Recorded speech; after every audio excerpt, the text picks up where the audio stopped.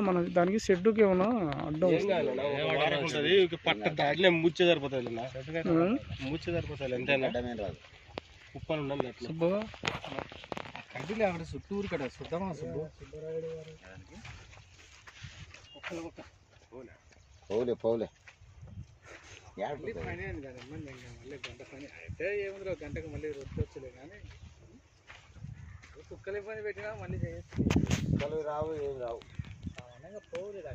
రావు దాని చూసి భయపడిపోతాయి రేపు ఏడికి పోతుంది